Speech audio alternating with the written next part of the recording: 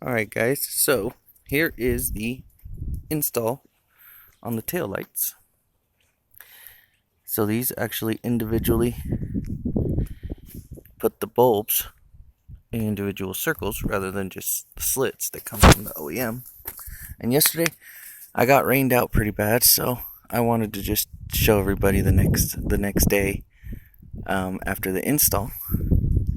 So now I have these tail lights, and they were way better price than the OEMs we can get, and not just for this car, for any car if you guys need any of those.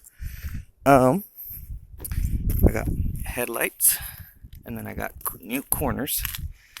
For everybody who hasn't seen the corners yet from my YouTube page,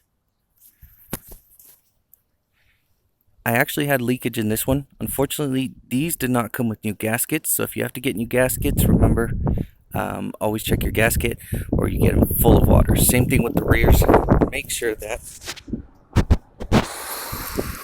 in the rears you change the inside gaskets at the sockets, because if not, they will leak out.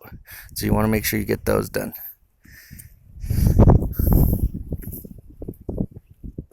All right, well, that's just a quick vid on that, because I want to show you guys what exactly it ended up looking like after the install, because I got rained out yesterday.